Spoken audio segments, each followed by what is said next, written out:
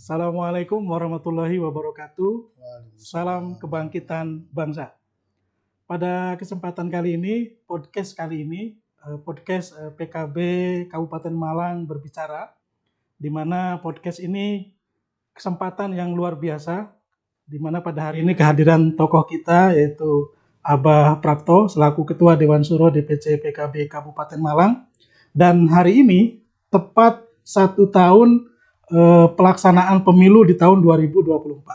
Tanggal 14 Februari ini kebetulan juga adalah hari lahirnya guru kita yaitu Kiai Hasyim Asy'ari sekaligus pendiri Nahdlatul Ulama. Beliau secara kalender Masehi lahir tanggal 14 Februari 1871.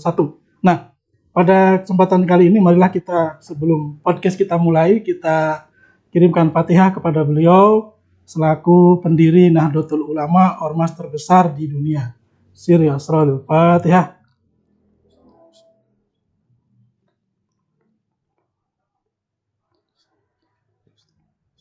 Terima kasih Mbah Prapto, pada siang hari ini kita bisa bertemu. Kita akan mengawali podcast ini sebagai podcast perdana. Kita mengundang beliau selaku tokoh PKB Kabupaten Malang mulai berdiri sampai sekarang eksis dan terus memperjuangkan tentu untuk kesejahteraan warga Nahdliyin.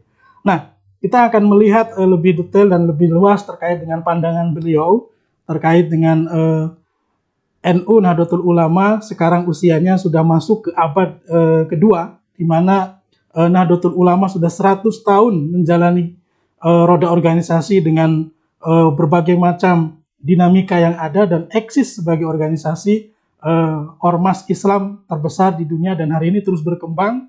Nah, di abad kedua ini bagaimana pandangan nanti akan disampaikan oleh beliau terkait dengan terutama di wilayah Kabupaten Malang.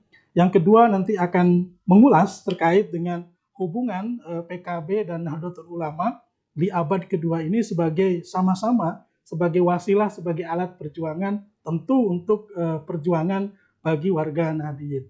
Nah, kepada beliau sebagai kata pengantar saya silakan untuk membukanya. Monggo, Pak. Assalamualaikum warahmatullahi wabarakatuh. Waalaikumsalam warahmatullahi wabarakatuh. Bismillahirrahmanirrahim. Alhamdulillahirabbil alamin. Wassalatu wassalamu ala asyrofil mursalin sayyidina Muhammadin wa ala alihi wa sahbihi ajmain, amma ba'du.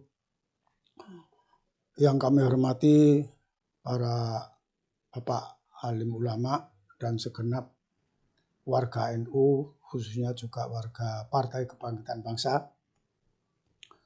Syukur alhamdulillah kita hidup bisa persis mengalami satu peristiwa yang besar, yaitu peringatan atau resepsi besar memperingati 1 abad organisasi besar yang bernama Nahdlatul Ulama.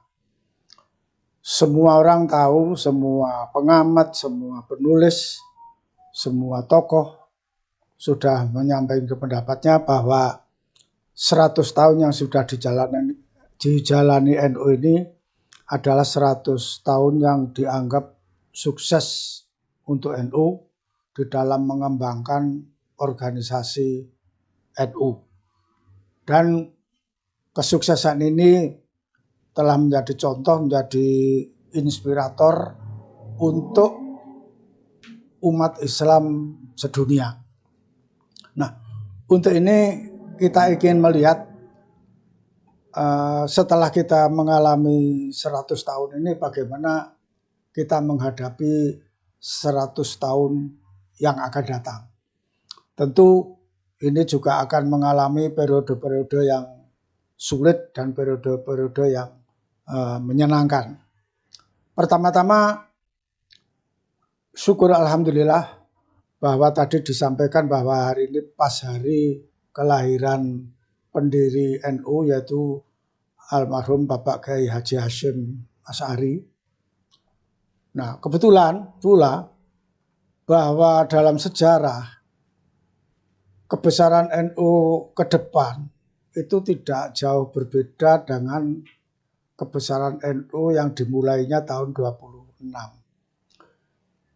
Cuma sekarang kita mempunyai modal yang sudah teruji selama 100 tahun. Pertama-tama bahwa ketika Yai Hasyim mendirikan NU bersama-sama Kiai Wahab, Yai Bisri, maka pada saat itu Kiai Hasyim juga tidak lupa menulis satu naskah yang sekarang terkenal dengan Al-Qanun Al-Asasi. Ini modal pertama NU menapak 100 tahun yang akan datang. Kenapa saya bilang begitu? Karena di dalam Al-Qanun Asasi itu Yai Hasyim itu selalu menekankan persatuan, persatuan, persatuan, dan seterusnya. Kemudian juga menekankan bahwa para alim ulama dalam rangka berdakwah Islamiyah pertama, dan yang kedua beramar ma'ruf nahi munkar, maka untuk kepentingan dua hal itu maka alim ulama mendirikan organisasi yang bernama Nahdlatul Ulama. Jadi nawaitu NU didirikan itu menurut Al-Qanun Asasi, dan prakteknya memang begitu. Jadi pertama kita itu dakwah Islamiyah, mengembangkan ajaran Islam Ahli Sunnah wal Jamaah. Kemudian yang kedua amar ma'ruf nahi munkar. Ini pas dengan semboyan NU yang dikumandangkan, terutama juga diinspirasi oleh pertemuan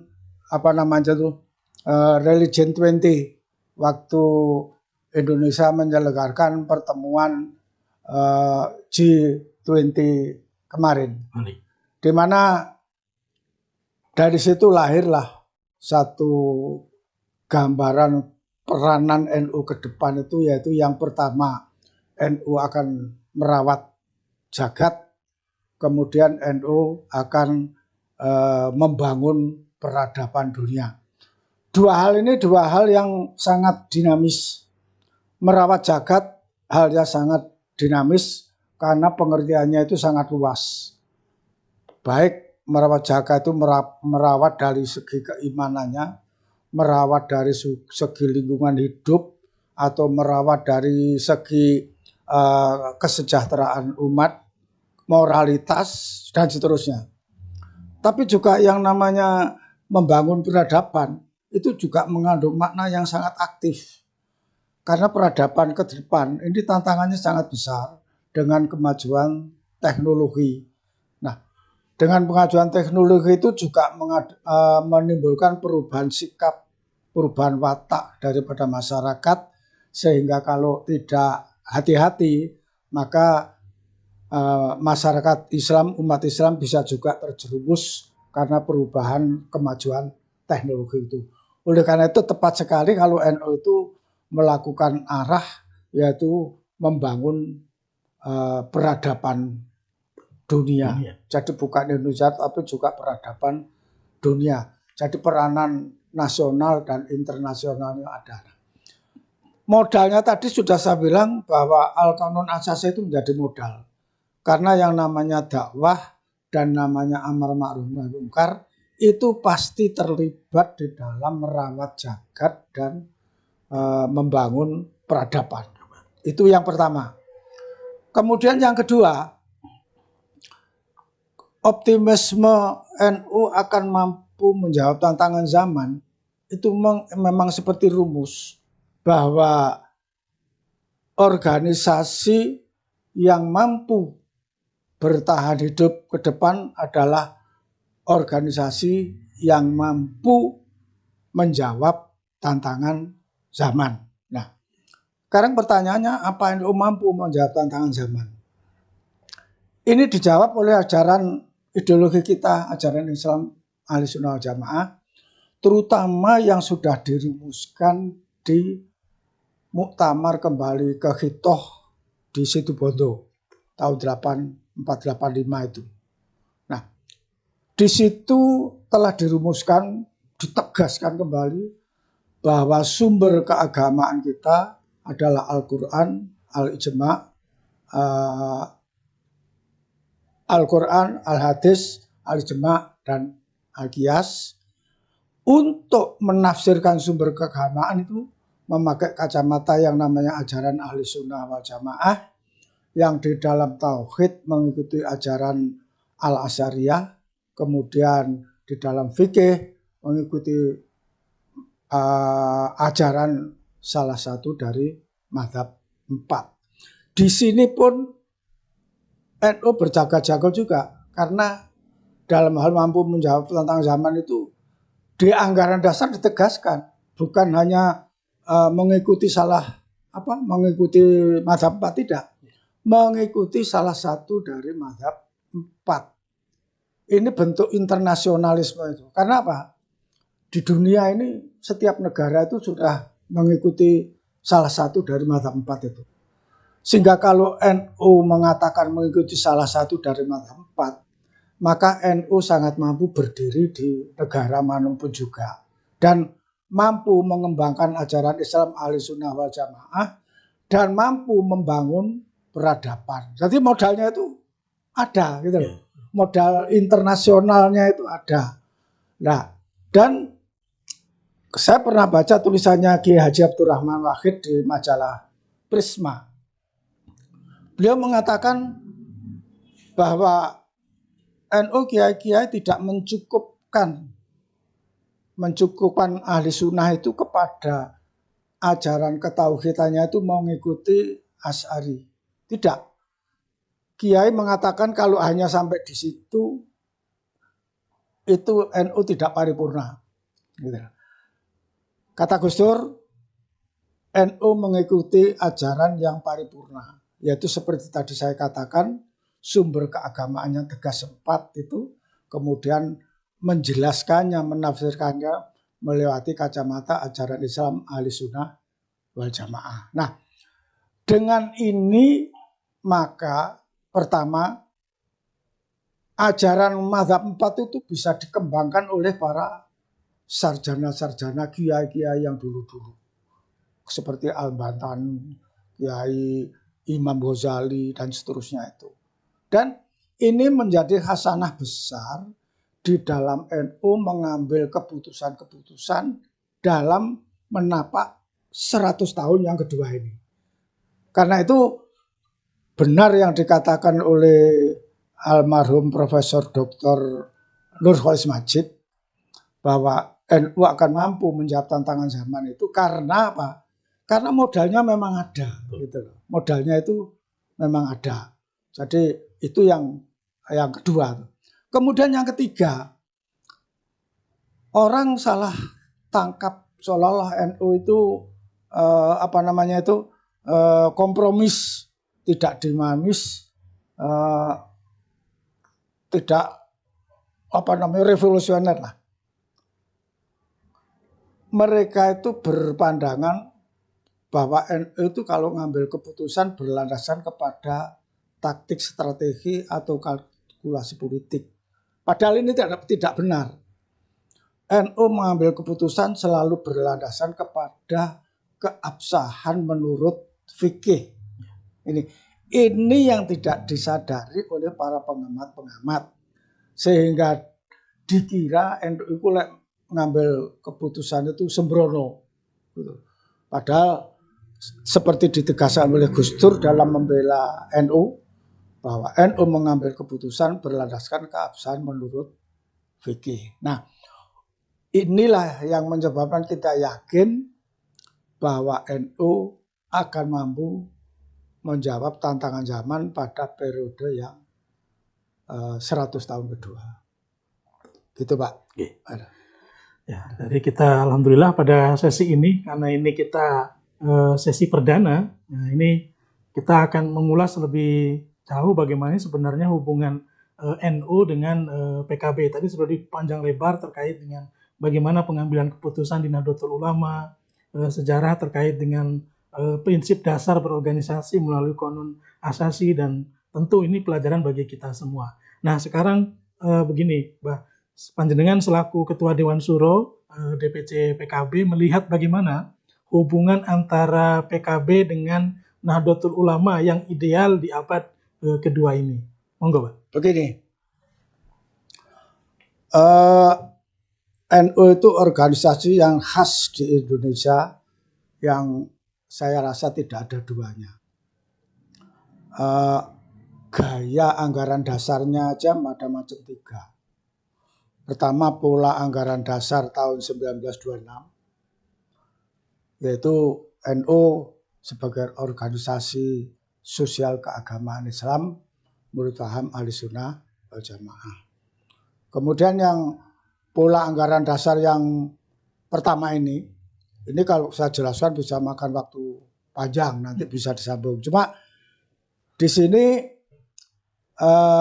pola ini dipertegas oleh tadi yang saya sebut Al-Qanun Al-Asasi ini.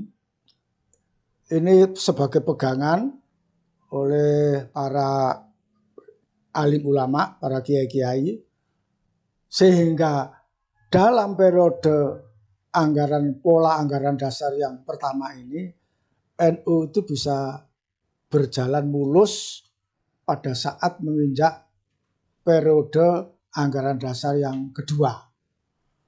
Periode anggaran dasar yang kedua ini adalah periode anggasan di mana NU menjadi partai politik. Yang khas, yang otak kita itu kadang-kadang tidak pernah memikirkannya, karena itu kayak ya itu para ilham dari Allah lah itu, berkat anunya kiai-kiai itu, doanya kiai-kiai itu, yaitu bahwa pada akhir periode pola 1926 itu para cendekiawan yang berpendidikan barat, yang wong Islam non NU, yang cendekiawan, itu terkejut melihat tulisannya Yai Hasyim itu. Keterkejutnya apa? NU yang dianggap kolot, konservatif, ternyata di tulisan itu mengajak bersatu. Mengajak bersatu. Sampai saya hitung dalam pembukaan bukunya Yai Hasyim itu, dalil Al-Qur'annya saja yang dikutip itu ada 32 dalil kalau nggak salah itu. Soal bersatu. Nah, ternyata orang-orang yang non-Islam, yang non-NU itu mendekat kepada NU. Mendekat kepada NU, mau berbicara terbuka, NU juga begitu. Dan akhirnya itu kesepakat mendirikan organisasi NU yang kompak. Organisasi Islam yang kompak yang disebut Majelis Ala Islam Indonesia, MIAI. Jadi organisasi Islam di Indonesia ini, MIAI. Nah, oleh karena MIAI ini terdiri dari ulama-ulama NU dan para cendekiawan, justru di MIAI lah tokoh-tokoh muda NU seperti Kiai Wahid Hasyim dan lain sebagainya, Kiai Zainul Arifin, Yai putranya Yai Wahab itu Wahab, karena bergaul dengan kaum intelek Islam non NU, mereka itu diam-diam jadi belajar manajemen dan politik dari beliau-beliau itu. Jadi seolah-olah ini lakon jalannya NU itu enggak dirancang oleh manusia, tapi dari atas itu. Moro-moro kok ujuk-ujuk bisa terbentuk MIAI. Pemuda-muda belajar politik di situ. Dan tidak lama ternyata ada satu periode di mana bahwa supaya setelah proklamasi itu kondisi Indonesia itu normal, artinya konstitusional, maka DPR presiden itu seharusnya dipilih. Sehingga Bung Hatta mengeluarkan maklumat nomor X menganjurkan untuk mendirikan partai-partai. Nah, akhirnya apa? MIAI yang berubah menjadi Masumi, terus menjadi partai politik. Tetapi setelah menjadi politik, NU agak dikesampingkan oleh beliau-beliau itu. Sehingga banyak tuntutan-tuntutan yang sangat prinsipil, sangat ideologis, itu tidak disepakati oleh orang-orang Masumi, sehingga NU lalu sepakat menjadi partai politik. Kita bisa membayangkan bagaimana kiai-kiai pada saat itu mengkalkulasi tetap organisasi sosial keagamaan apa partai politik. Loh, merubah pola itu pasti tidak gampang. Pasti akan terjadi perdebatan. Tapi tak terjadi. Dan pada saat NU menjadi partai politik, sebagian kadernya sudah belajar demiai. Jadi seolah-olah ada yang menyiapkan gitu loh. Demiai. Dan seterusnya. Kalau seandainya NU tidak menjadi partai politik, apa yang terjadi dengan perkembangan PKI? Yang mendampingi melawan PKI diam-diam adalah NU. Gitu. Karena apalagi masih waktu itu dibubarkan. Jadi seolah-olah NU itu memang dikendalikan untuk satu tujuan tertentu dan itu memang betul-betul terjadi. Gitu. Dan setelah PKI bubar, ya, terjadi gonjang-ganjing situasi politik saat itu, dan akhirnya NU diputar kembali menjadi kembali ke kita. Kayak ngomong, wis tekan kene kok dadi politik penggaweamu wis mari sebagai partai politik. Kono to dakwah maneh gitu loh. Seperti begitu loh. Maka kembalilah ke kita. Nah, saat kembali ke kita itu banyak kader-kader politik muda NU. Sehingga ketika kembali ke kita, mereka itu butuh tempat. Sehingga banyak yang lari ke P3, bahkan lari ke Golkar, lari ke... Nah, pada akhirnya politisi yang tidak lari ke sana kemari itu menuntut bahwa NU itu partai politik gitu loh. Nah, dan akhirnya itu dipelajari bener. Akhirnya lahirlah PKB. Jadi kalau orang mengatakan PKB lahir tapi kok suaranya tidak mencerminkan suara NU, bener. Karena sebelumnya sudah banyak tersebar ke sana kemari. Karena jaraknya itu kira-kira 13 tahun. Mulai kita sampai berdirinya PKB itu 13 tahun. Waktu 13 tahun itu mereka sudah banyak kemana-mana gitu loh. Nah, background ini yang menyebabkan para kiai-kiai itu mengambil pilihan lek kembali NU dari partai politik nggak mungkin gitu loh. Sebab kerugiannya besar.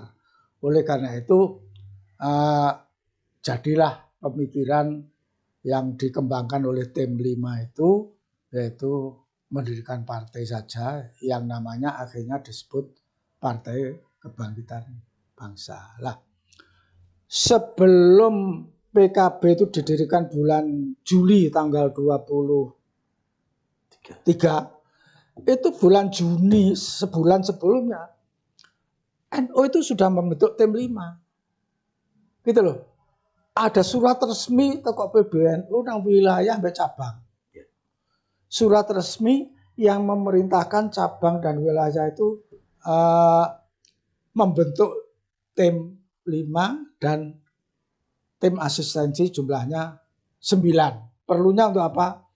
Untuk mempersiapkan partai, untuk mempersiapkan berdirinya partai di cabang dan wilayah setelah nanti PB memproklamasikan berdirinya partai baru. Jadi prosesnya itu ada. Sehingga pada saat tanggal 23 Juli itu dideklarasikan, itu wilayah-wilayah itu sudah siap. Bahwa sudah di deadline oleh PB untuk wilayah paling lambat tanggal sekian, untuk cabang paling lambat tanggal sekian. Kalau nggak salah wilayah itu Agustus, cabang itu September. Dan itu berjalan secara nasional. Nah, di situ ya, setelah proklamasi berdirinya PKB itu dilakukan oleh 5 tokoh kiai itu, maka pada tanggal 24 Juli PBNU mengadakan rapat pleno untuk menindaklanjuti ini dan memberi petunjuk tambahan kepada wilayah dan cabang. Nah, disitulah hasil rapat pleno itu ada 9 poin, tapi yang perlu saya kemukakan 1 atau 2 ya. Yang satunya itu memberi petunjuk kepada wilayah dan cabang.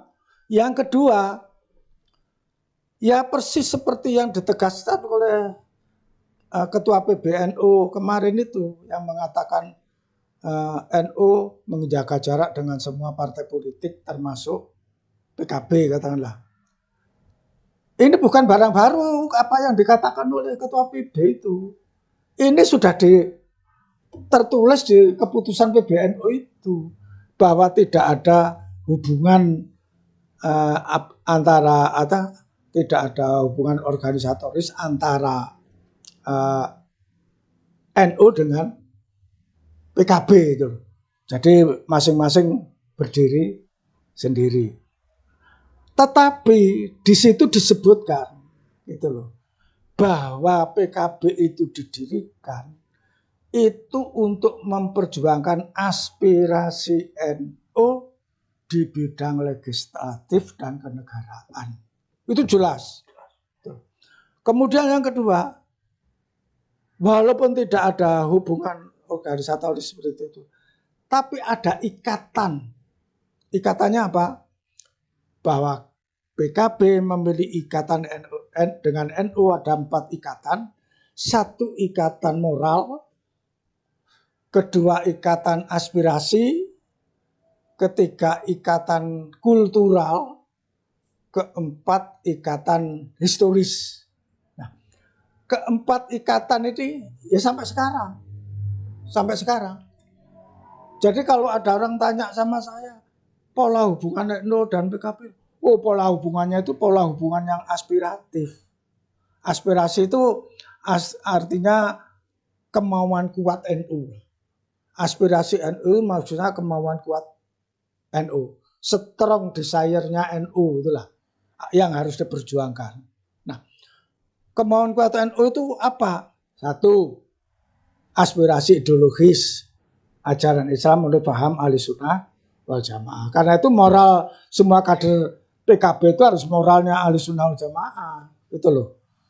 Harus moral Ahlussunnah wal Jamaah. Kemudian yang kedua, aspirasi politik kebangsaan. Apa itu? NU menerima Pancasila, NKRI, Bhinneka Tunggal Ika, dan yang terakhir kemarin yang sudah dideklarasikan di Hala NU, bahwa NU dengan tegas menolak khilafah. Ini hal yang sangat bersejarah ini. NU menolak khilafah. Ini aspirasi NU ini. Dan yang diperjuangkan oleh PKB itu ya aspirasi NU ini. Sehingga dapat saya rumuskan, sebetulnya hakikatnya berjuang di NU itu juga berjuang untuk kepentingan. Berjuang di PKB itu juga berarti berjuang untuk kepentingan NU Nahdlatul Ulama yang Jatinta ini. Jadi pola hubungan seperti itu, sehingga NU itu ya punya pekerjaan merumuskan aspirasi NU ke depan ini loh. Ya. Jadi ke depan ini PKB harus mampu merumuskan aspirasi NU itu apa. Begitu pula NU harus juga membuat jelas aspirasi NU itu apa. Mulai dari terutama ya kabupaten, kota, wilayah, pusat. Itu masing-masing memilih aspirasi yang lokal sesuai dengan daerahnya, tapi juga aspirasi yang nasional gitu loh. Misalnya politik kebangsaan itu sudah nasional. Ini jadi yang kalau ditanyakan mengenai pola hubungan NU dengan PKB, ya, mungkin ada yang lain lagi. Jadi begini ya. Jadi kita pada sesi ini sudah menemukan pola hubungan antara NU dengan PKB.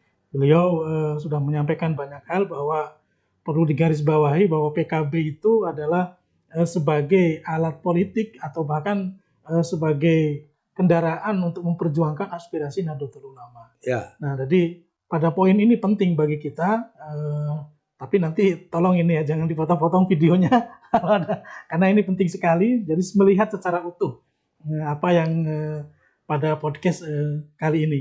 Karena kita ingin menginformasikan kepada masyarakat, kepada warga Nahdliyin bahwa irisan yang tadi itu antara PKB dengan NU itu sudah jelas dan sudah final. Jadi bagaimana saluran warga Nahdliyin untuk menjadi terlibat dalam proses pemerintahan baik melalui eksekutif maupun terlibat di legislatif, maka salurannya melalui Partai Kebangkitan Bangsa. Bukan begitu nggih, Pak? Iya, nah, iya. Mungkin karena ini kita dibatasi oleh waktu, nanti kita ke depan akan terus akan melakukan podcast ini PKB Kabupaten Malang berbicara, tentu dengan tema-tema lain. Karena ini sebagai awal pengantar, ini kita mengundang beliau dalam kesempatan ini. Beliau kebetulan tadi malam baru pulang dari Madura dan bisa kesempatan hari ini hadir di podcast ini. Nah, sebagai penutup, ya. mungkin. Begini, NU itu organisasi perjuangan, sama dengan PKB. Kedua-duanya organisasi perjuangan. Nah, organisasi perjuangan itu mempunyai hukum perjuangan, baik NU maupun PKB.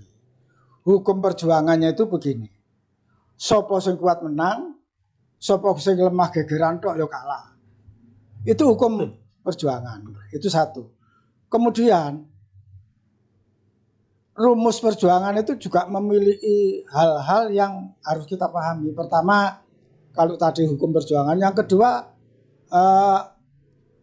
tujuan perjuangan. Tujuan perjuangan NU adalah berlakunya ajaran Islam menurut paham ahli sunnah wal jamaah di tengah-tengah masyarakat Indonesia. Nah, tujuan perjuangan ini berbeda dengan strategi perjuangan. Tujuan perjuangan itu sifatnya tetap langgeng sampai kapanpun ini. Tujuan ini dirubah, NU bubar, gitu loh. PKB juga begitu.